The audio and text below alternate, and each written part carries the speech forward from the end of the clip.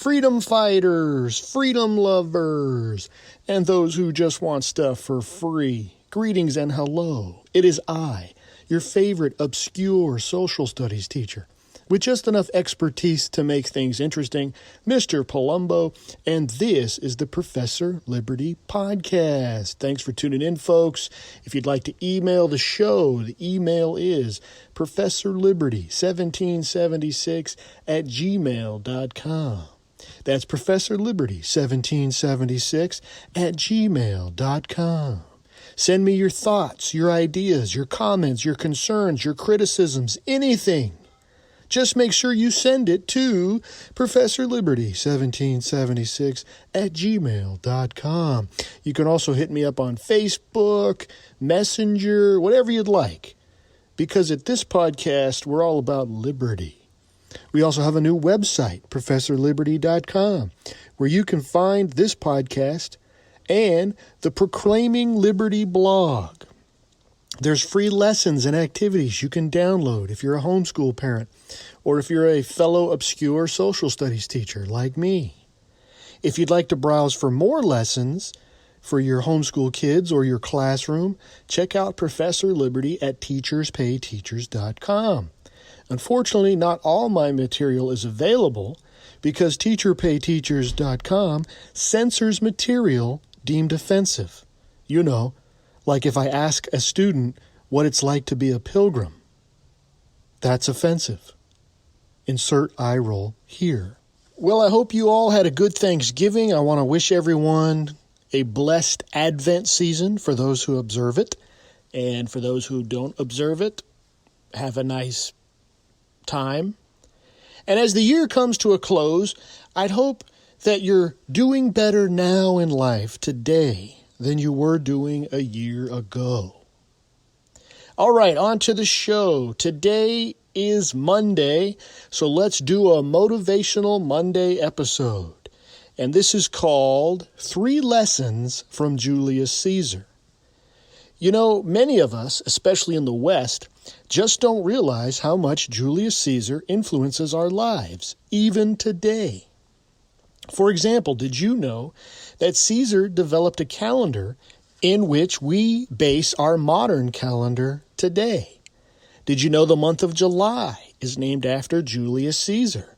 Did you know sayings like crossing the Rubicon and stabbed in the back and sayings like I came, I saw, I conquered all come from, you guessed it, Julius Caesar? Of course, we have the salad dressing, which is one of my personal favorites, by the way. Also, did you know that the cesarean section, or C-section, is named after, you guessed it, Julius Caesar? Of course, there are some infamous ways in which Julius, whose full name was Gaius Julius Caesar, set the example that dubious men would follow in his footsteps, that being things like using the loyalty of the army to secure power, something the things like Castro and Bonaparte would do later. And relating to that, you know, things like becoming a dictator, which eventually would, you know, destroy the republic and turn it into an empire or an autocracy. But, you know, among the common people, did you know that Caesar was beloved? When you think of a dictator, we think of, you know, automatically a bad guy. But many poor Romans celebrated the idea of him becoming dictator. This is why when Caesar was assassinated by a cabal of senators on March 15, 44 BC, in which he was stabbed over 20 times, by the way, this is why a civil war broke out almost immediately. To put a little modern analogy on this, which I know might be a little controversial, many of the commoners, right, the plebeians, saw the aristocracy of Rome as the swamp. And when they assassinated Caesar, many common Romans saw the swamp or the corrupt political elite taking out their guy, their leader, their political representative. And they weren't too happy about it. Does this analogy sound familiar today? So why was Julius Caesar so popular back then? And still in many ways popular today? I mean, millions and millions of people have existed, right? Very few are remembered 2 millennia later. I mean, how many people can you name that lived 2,000 years ago that are still studied and talked about today? In an essay entitled 11 Leadership Lessons from Julius Caesar, a group called the Blenheim Partners stated this way: Caesar thought differently than his contemporaries, and to help us to understand why he stood out as arguably the greatest Roman who ever lived, here are some lessons that a bright, dead personality could teach us. That was a weird way to put it. Were they alive today? Gaius Julius Caesar, a man so successful in his time that his last name became synonymous with emperor, unquote. I'm going to use many ideas laid out in this essay for the podcast today, but I'm going to put my own flair on things as well, as I always do. So here we go. 3 lessons from Julius Caesar. Lesson 1, be mindful how you treat people. As I already mentioned, the commoners, known as plebeians, loved and respected Julius Caesar. But why? Well, he had a consistent habit of taking care of and showing respect to people, whether it be his soldiers or the common folk. The essay writes, when Julius Caesar led his legions, he did so not from the standard cold, formal jargon that one would expect to hear in an army, but he treated his soldiers as equals. When he addressed his troops, he referred to them as comrades, never men or soldiers. Caesar understood to gain a man's trust and loyalty, he must be different from that of the norm. He trained alongside his men in the same physical intensity that they did, and he knew all of the centurions' names, building with them an intimate rapport.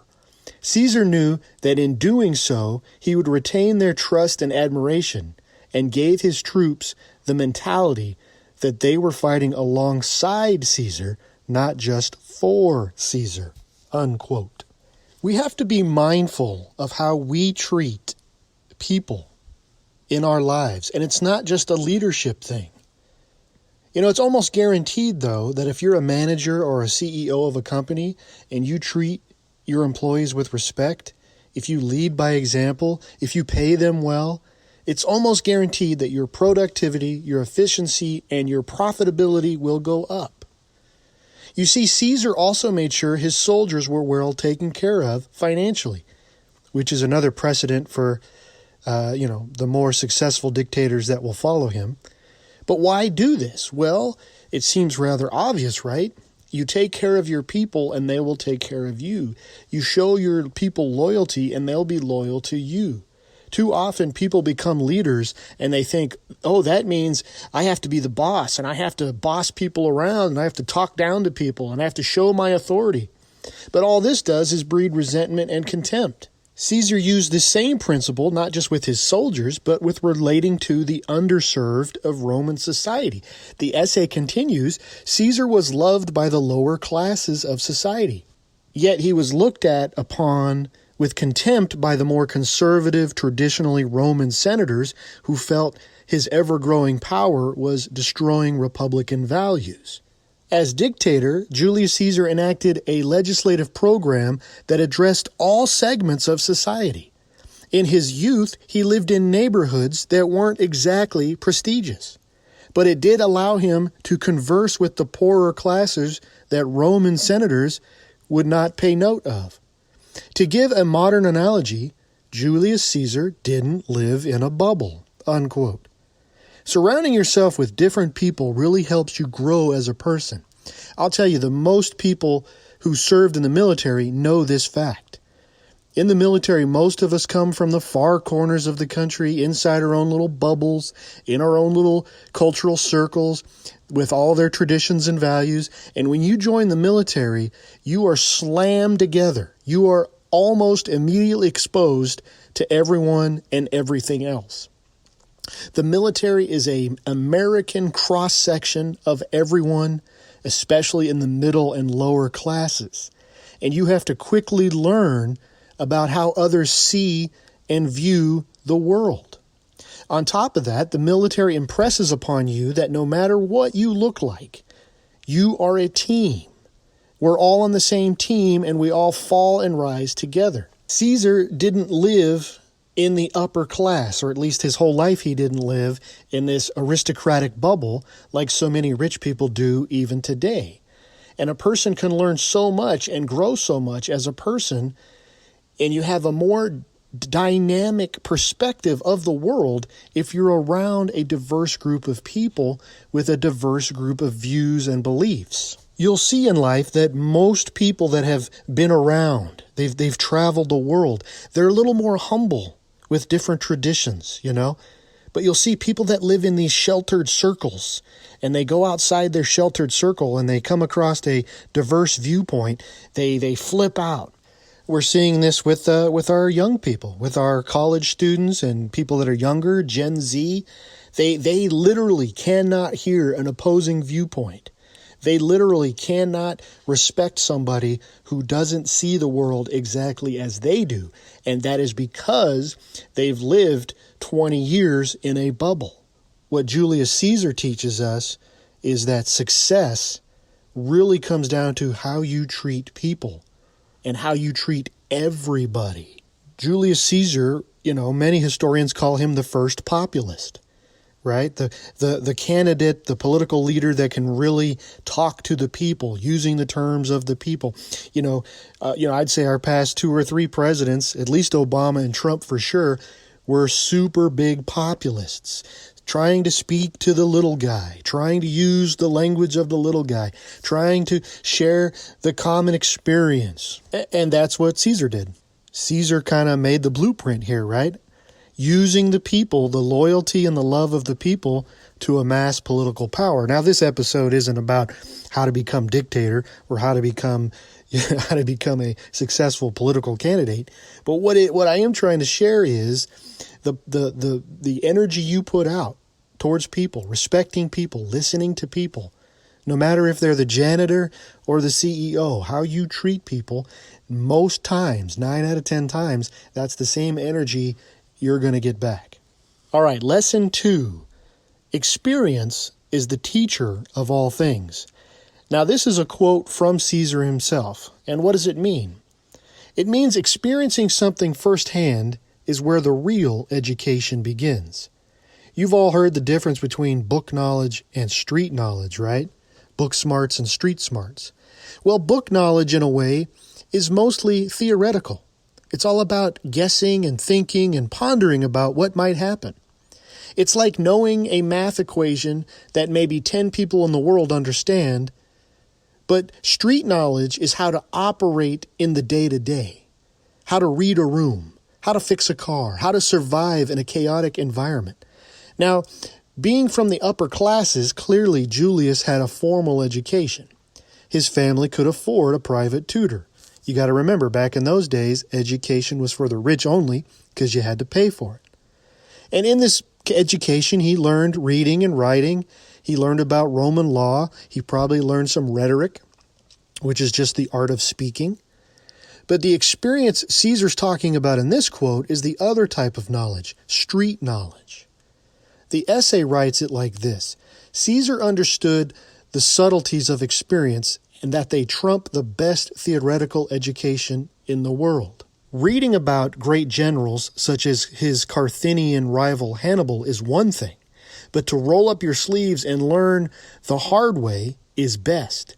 Julius Caesar learned to be a soldier with the rank and file of the Roman legions.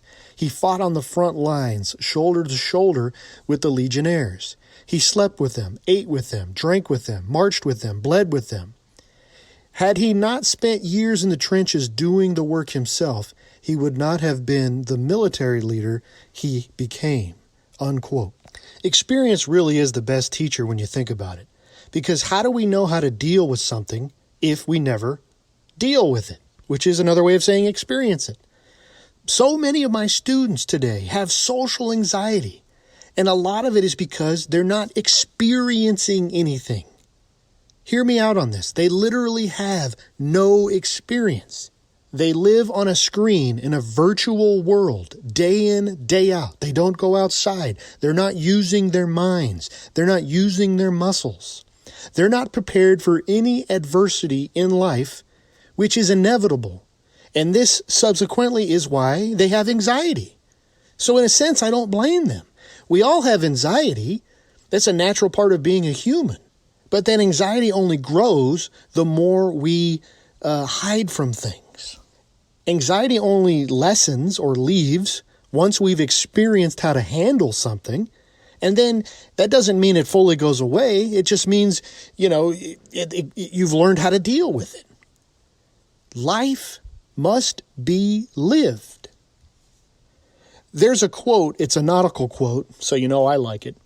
It's been ascribed to many different people, like Columbus, for example, but I don't know who originally said it. But the quote goes like this: "A ship is safe in the harbor, but that's not what it was designed for." Boys and girls, ladies and gentlemen, I know we hate adversity, especially the modern self, right? Our modern selves. Is that a word, selves? Our modern society, we hate anything having to do with pain and suffering and challenge and difficulty, but that's life. And the only way to be the best version of yourself is you got to get out of the safe harbor. You got to get out of the harbor. You got to get out on the open seas and experience life. We're designed to experience life with all its ups and downs. And the only way to learn from those things is by going out and doing those things. And we're going to talk a little bit more about doing here in a minute. So I think we can see that these first two lessons kind of stack on top of each other, right? Caesar treated people well, both his soldiers and the common folk. And he did this in part because he was ambitious. I mean, we're not saying this guy's as pure as the wind driving snow. So yes, he was ambitious, but also because he had experience. He fought alongside his troops, and he lived alongside the lower classes. By doing this, he secured two things.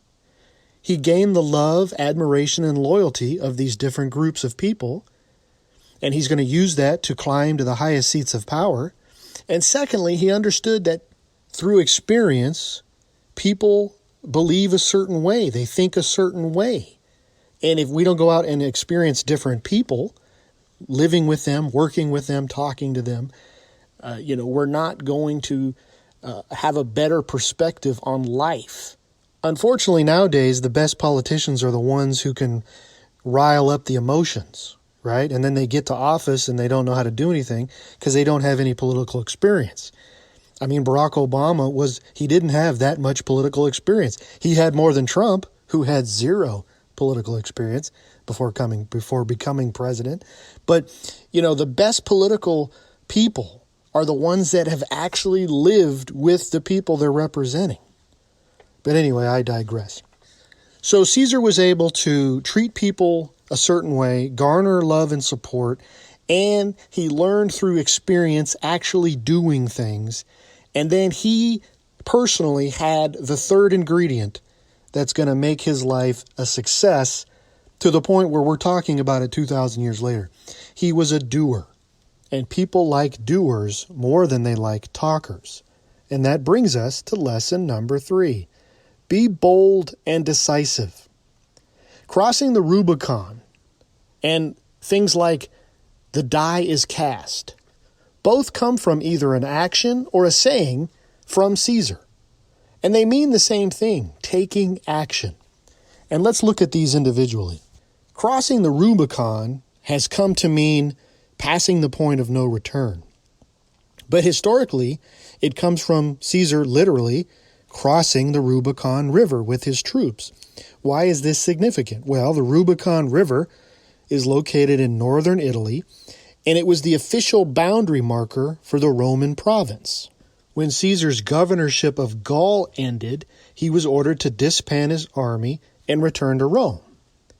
But by marching his troops across the Rubicon, he broke Roman law and basically forced an inevitable conflict from which he was victorious and would go on to become dictator for life. History or legend has it that as Caesar made this decision to march his troops into Rome, he said, alia act est, which is Latin for the die is cast. Well, what does that mean? It's referring to a game of chance. Think about it. Once you roll the dice, your fate is subsequently sealed. The outcome of the game is no longer in your hands. Very few people have the courage to take such incredibly bold actions. But that's why we remember them. That's why people are drawn to such individuals. There's a power, there's a energy. It's like the third time I've used that. I got to come up with a different word. There's a charisma. There's a drawing feature to someone who has the internal fortitude to make such consequential decisions. And that's why they say fortune favors the bold. Now, just because you're bold doesn't mean you'll succeed.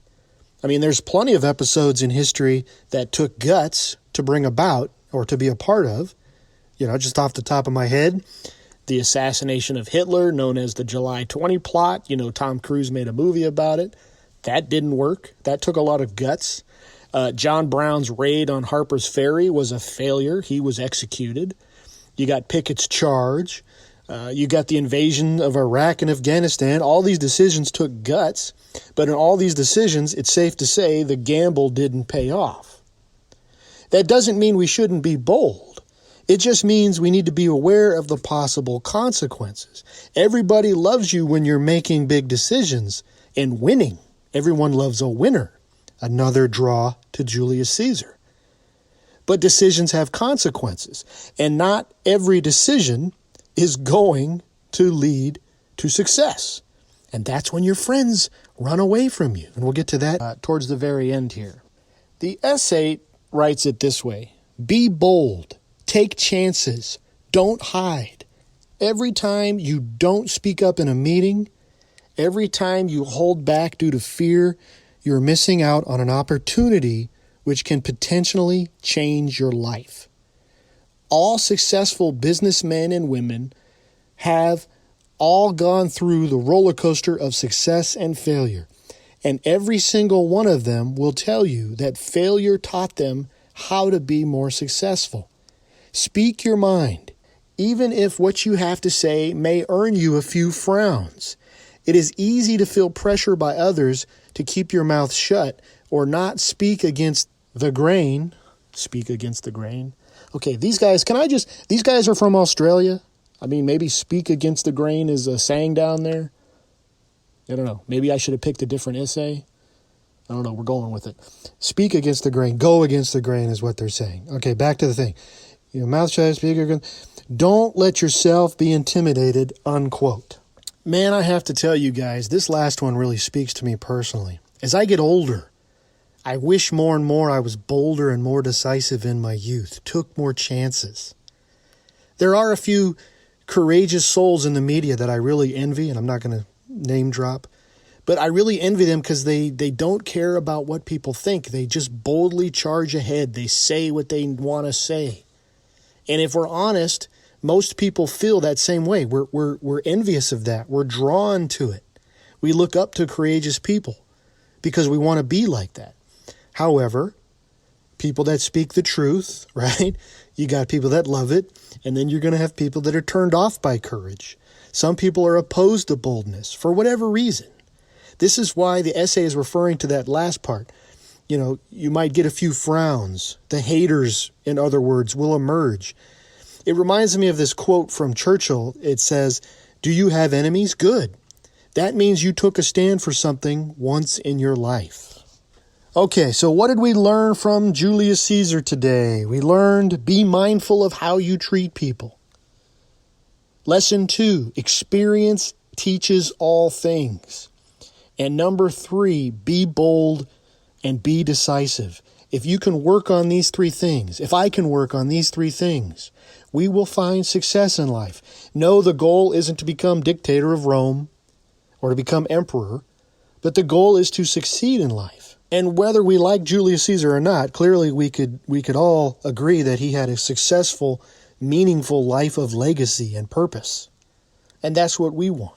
So, watch out how you treat people. Treat people with respect. All kinds of people, even people that you don't agree with.